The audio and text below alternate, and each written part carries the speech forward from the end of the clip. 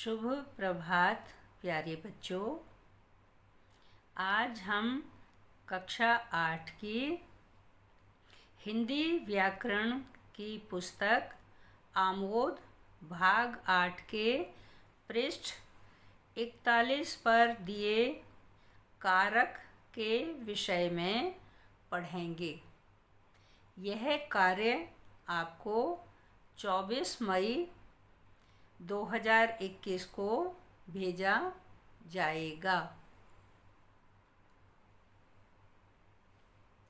सब बच्चे अपनी पुस्तक का पृष्ठ 41 खोलें तथा अभ्यास पुस्तिका और लेखनी भी लेकर बैठें, जिससे लिखित कार्य कराए जाने पर आप उस पुस्तिका में लिख सकें। कार्य कराते समय मैं प्रश्न पूछती जाऊंगी। आप सब 3 मिनट का अंतराल लेकर उन प्रश्नों के उत्तर लिखेंगे। अतः सब बच्चे एकाग्रचित्त होकर कारक को पढ़ेंगे। बच्चों, पहले कुछ उदाहरण देखें। पहला है, सारा काम नौकरानी ने किया। दूसरा है, पुलिस ने चोर को पकड़ लिया। तीसरा है, बच्चे गेंद से खेल रहे हैं। चौथा है, नैना पुस्तक के द्वारा पढ़ रही है। पांचवा है, मोहित अपनी बहन के लिए पुस्तक लाया। छठा, जय ने भिखारी को 10 रुपए दिए। सातवां, बच्चा घोड़े से गिर पड़ा। आठवां, लोमड़ी शेर से डर गई। नौवां, राम श्याम से अधिक होशियार है। 10वां, मोहिनी अध्यापिका से नृत्य सीख रही है। 11वां, गंगा गंगोत्री से निकलती है। बच्चों, ये सारा कारक के चिन्ह और कारक इन वाक्यों में आए हैं। ये आप अपनी पिछली कक्षाओं में भी पढ़ चुके हैं। इन उदाहरणों के माध्यम से, वाक्यों के माध्यम से, चिन्हों के माध्यम से, परसर्ग चिन्ह और उनसे पहचान करके हम कारकों को पढ़ सकेंगे, समझ सकेंगे, सीख सकेंगे। आगे 12वां, मैं झूठ से घृणा करता हूँ। यहाँ साथ के साथ मैंने कारक लिख करके दिए और चिन्ह और आपको ये लिखे हुए हैं रेड पेन के साथ में। इनको आप ध्यान से देखेंगे। अच्छा, अगला है, मेरा गांव शहर से दूर है। 14वां है, माताजी दूध से खीर बनाती हैं। उसके बाद, मैं आज से पढ़ूंगी। अगला, बच्चा बड़ों से शर्माता है। दूसरों से ईर्ष्या द्वेष नहीं रखना चाहिए या करना चाहिए। अगला, राम का भाई आया है, संबंध कारक। इसके बाद, गरिमा के पिताजी चिकित्सक हैं। चिकित्सक डॉक्टर को कहते हैं। उसके बाद विवेक की माताजी अध्यापिका हैं। इसके बाद आप मेरा पेन दे दीजिए। तुम्हारे भाई कहाँ गए हैं? मेरी माताजी आ रही हैं। फिर है बाजार में बहुत भीड़ है। बाजार में अधिकरण कारक। बंदर पेड़ पर बैठा है। उसके बाद प्रशांत भीतर या अंदर बैठा है। अधिकरण कारक। इसके बाद अरे भाई तुम कहाँ जा रहे हो? उसके बाद बालकों चुप बैठो। हे ईश्वर हमारी रक्षा करो। उसके बाद भाइयों और बहनों, देश की उन्नति हमारी उन्नति है। बच्चों, उपर्युक्त वाक्यों में जो रंगीन शब्द लिखे हैं उनके चिन्ह ने, को, से, के द्वारा, को, के लिए, से, का, की, के, रा, री, रे, में, पर, भीतर, अंदर, अरे भाई, बालकों, हे ईश्वर, भाइयों और बहनों, ये पुकारने के संबोधन चिन्ह हैं।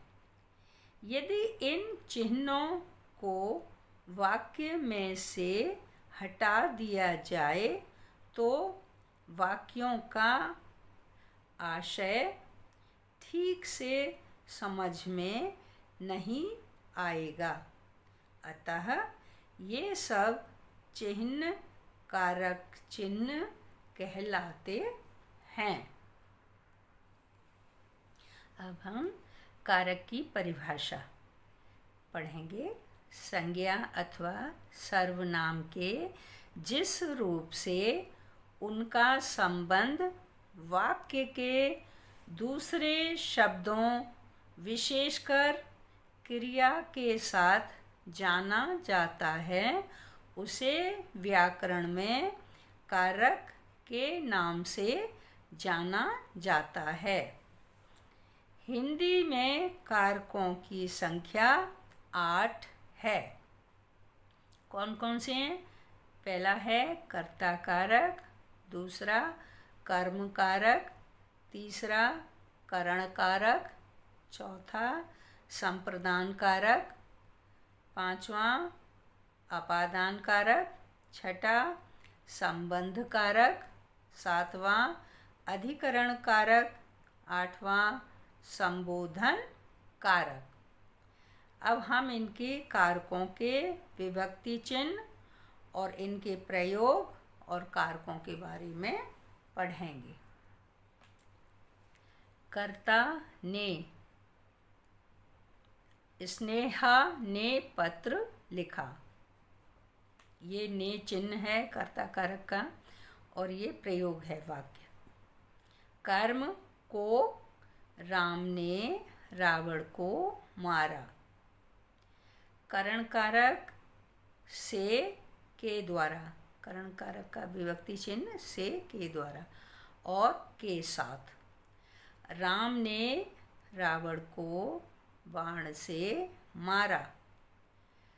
सीता राम के साथ वन को गई।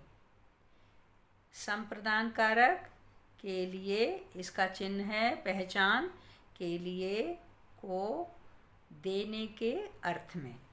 जहाँ देना आए वहाँ को संप्रदान कारक होता है। अब यहाँ भी को है चिन्ह और यहाँ भी को है, लेकिन यहाँ जब देने के अर्थ में आएगा तो संप्रदान कारक होगा। ये कर्म कारक है।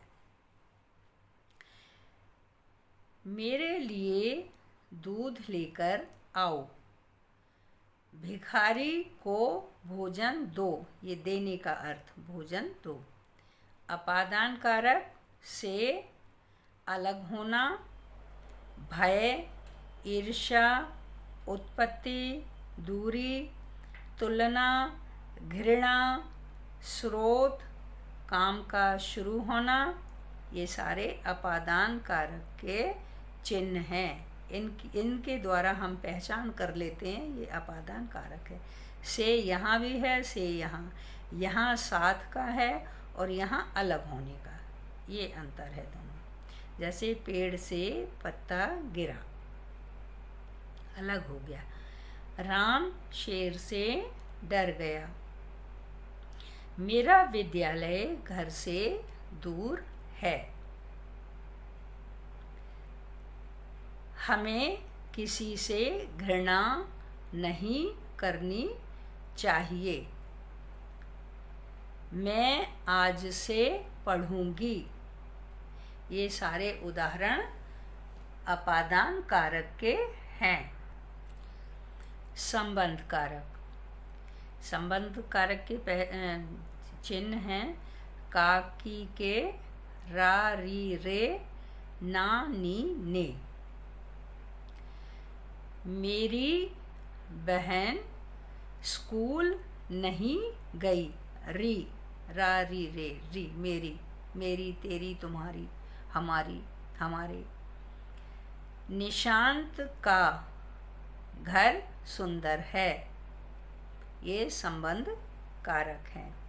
अपना, अपने, अपनी, अपना, यहाँ। तुम्हारा, तुम्हारी, तुम्हारे, हमारा, हमारी, हमारे। अधिकरण कारक में, पर, पे, अंदर। बच्चे छत पर खेल रहे हैं। संबोधन कारक हे, अरे, ओ, ए। हे कृष्ण मेरी रक्षा करो। अब हम बच्चों इनके विषय में विस्तार से पढ़ेंगे। पहला है कर्ता कारक। किसी भी क्रिया को करने वाला कर्ता कारक कहलाता है। कर्ता कारक का विभक्ति चिन्ह ने है।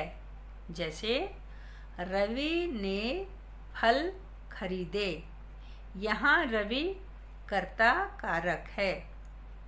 कभी कभी कर्ता कारक में ने विभक्ति का प्रयोग नहीं भी होता। जैसे गाय घास खा रही है, इस वाक्य में कर्ता गाय है, परंतु विभक्ति चिन्ह ने का प्रयोग नहीं हुआ है। इस आधार पर हम कह सकते हैं कि कर्ता कारक दो रूपों में प्रयोग होता है। कौन कौन से? पहला का है ने विभक्ति सहित, ने चिन्ह विभक्ति के साथ, और ख ने विभक्ति रहित, ने नहीं आएगा उसमें, विभक्ति रहित होगा। जैसे लड़का हंसा, इसमें चिन्ह नहीं आया। और जैसे दूसरा है मुख्य अतिथि ने पुरस्कार दिया, इसमें ने चिन्ह आया है।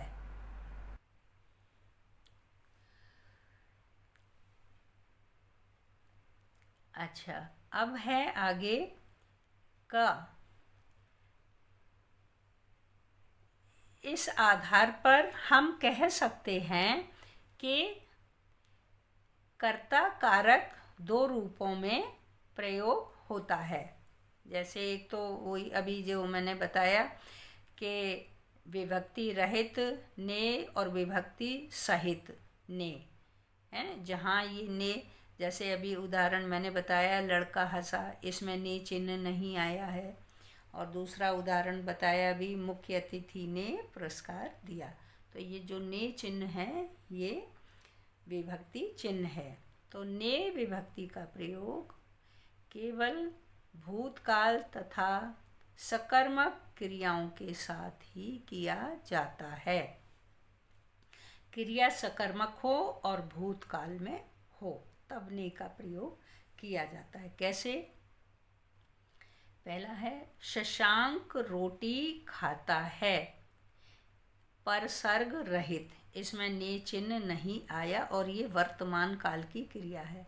दूसरा है शशांक ने रोटी खाई, ये खा चुका रोटी, परसर्ग सहित, इसमें परसर्ग है, ये चिन्ह है। अब है दूसरा कर्म कारक। विभक्ति चिन्ह इसका है को। संज्ञा या सर्वनाम के जिस रूप पर क्रिया का प्रभाव या फल पड़े उसे कर्म कारक कहते हैं। उदाहरण, बच्चे पुस्तक पढ़ रहे हैं, विभक्ति रहित, इसमें को चिन्ह नहीं आया है। दूसरा है अनेक रोटी खाता है, विभक्ति रहित, ये भी विभक्ति, इसमें भी को चिन्ह नहीं है। अब तीसरा है माता पुत्र को देखती है, यह विभक्ति सहित है, साथ में को चिन्ह। फिर है शिकारी ने बाघ को मारा, ये है विभक्ति सहित। ये उदाहरण कर्म कारक के उदाहरण हैं। अब है कर्म कारक की पहचान। हम कैसे पहचानेंगे? कर्म कारक को पहचानने के लिए वाक्य की क्रिया के साथ क्या, किसे या किसको लगाकर प्रश्न करने पर उत्तर में जो कुछ प्राप्त होता है वह कर्म कारक होता है। तीसरा है करण कारक। इसका विभक्ति चिन्ह है से, के द्वारा, के साथ। कर्ता अपने कार्य को संपन्न करने के लिए किसी न किसी साधन का प्रयोग अवश्य करता है। कोई भी काम किया जाए तो किसी न किसी वस्तु की, चीज़ की आवश्यकता अवश्य पड़ती है। कर्ता द्वारा क्रिया संपन्न करने हेतु जिस साधन की सहायता लेता है उसे करण कारक कहते हैं। जैसे पहला का है, वह बस से विद्यालय जाता है। फिर ख, राम ने मृग को बाण से मारा। ग, वह मेरे साथ खेलता है। घ, राम सीता के साथ वन गए। अंगा, छात्राएं कलम के द्वारा लिख रही हैं। करण कारक की पहचान। वाक्य में कर्ता के साथ किससे या किसके द्वारा, किसके साथ प्रश्न करने पर जो उत्तर प्राप्त होता है वह करण कारक होता है। बच्चों, अब मैं आपसे प्रश्न पूछूंगी। आप 3 मिनट का अंतराल लेकर प्रश्नों के उत्तर लिखेंगे। प्रश्न 1, कर्म कारक की पहचान बताओ। दूसरा है कर्ता कारक के 2 उदाहरण लिखो। प्रश्न 3, करण कारक के विभक्ति चिन्ह लिखकर उनके उदाहरण लिखो। बच्चों, अब आपके अंतराल का समय समाप्त हुआ। मैं इन प्रश्नों के उत्तर बताने जा रही हूँ। उत्तर 1, कर्म कारक का विभक्ति चिन्ह को है। कर्म कारक को पहचानने के लिए वाक्य की क्रिया के साथ क्या, किसे या किसको लगाकर प्रश्न करने पर उत्तर में जो कुछ प्राप्त होता है वह कर्म कारक होता है। उदाहरण क, सुनीता ने गुड़िया खरीदी। ये विभक्ति रहित है। ख, सीता गीता को देख रही है। विभक्ति सहित। अब उत्तर 2, बकरी घास चरती है।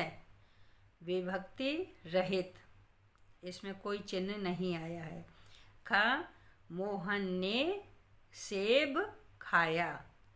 विभक्ति सहित। उत्तर 3, करण कारक के विभक्ति चिन्ह से, के द्वारा, के साथ हैं। उदाहरण क, राखी चाकू से सब्जी काट रही है। ख, सुधीर कानों से बहरा है। ग, पिताजी कार के द्वारा दिल्ली गए या कार से दिल्ली गए। घ, मैं पेन से के साथ पत्र लिख रहा हूँ। मैं पेन से या पेन के साथ पत्र लिख रहा हूँ। ये इनके चिन्ह हैं। फिर है बच्चों, अब हम कारक को आगे पढ़ते हैं। ये तो उत्तर हो गए। अब चौथा है संप्रदान कारक। इसका विभक्ति चिन्ह है को, के लिए और देने के अर्थ में। संप्रदान का शाब्दिक अर्थ है देना, प्रदान करना या देना। वाक्य का कर्ता जिसके लिए कुछ कार्य करे या जिसे कुछ दे वह संप्रदान कारक होता है। जैसे उदाहरण का, मैंने अपने मित्र को एक पुस्तक दी। देने के अर्थ में। ख, नर्स रोगी के लिए दवाई लाई। ग, अंकित भिखारी को 1 रुपया दे दो। देने के अर्थ में। जब देने का अर्थ होता है तो को होता है, और वैसे के लिए। अब आगे हम पढ़ते हैं संप्रदान कारक की पहचान। वाक्य की क्रिया से पूर्व किसको या किसके लिए प्रश्न करने पर उत्तर में जो कुछ प्राप्त होता है वह संप्रदान कारक होता है। जैसे मोहन पूजा के लिए फूल लाया। ख, माताजी पुत्री के लिए फ्रॉक लाई। ग, हमने अपने मित्रों को उपहार दिए। अब विशेष बात क्या है? को विभक्ति का प्रयोग कर्म कारक में भी होता है, पर ध्यान रखिए कर्म कारक वाले जिस शब्द के साथ को जुड़ता है उस पर क्रिया का फल पड़ता है, परंतु संप्रदान कारक में देने का भाव मुख्य होता है। जैसे हमने अपने कई मित्रों को बुलाया, ये है कर्म कारक। ख है हमने अपने कई मित्रों को उपहार दिए। अब उपहार दिए ये संप्रदान कारक है देने के अर्थ में, और यहाँ हमने अपने कई मित्रों को बुलाया, ये कर्म कारक है और दोनों में को आया है, लेकिन यहाँ दिए देने का अर्थ। अब बच्चों आपको कारक की परिभाषा सहित कारक के 4 भेदों के बारे में बताया गया है। यहाँ हमने 4 भेद बता दिए, कर्ता, कर्म, करण और संप्रदान। अब शेष 4 भेदों का वर्णन अगली बार किया जाएगा। सब बच्चे कराए गए कार्य को उच्च स्वर में पढ़ेंगे व समझने का प्रयास करेंगे। अब मैं आपको गृह कार्य करने को दे रही हूँ, जो इस प्रकार है। गृह कार्य क्या है? कारक का कराया गया कार्य अपनी अपनी अभ्यास पुस्तिका में लिखेंगे तथा अपने द्वारा बनाए गए कुछ नए उदाहरणों के माध्यम से समझने का प्रयास करेंगे। शेष कार्य अगली बार पढ़ेंगे। धन्यवाद।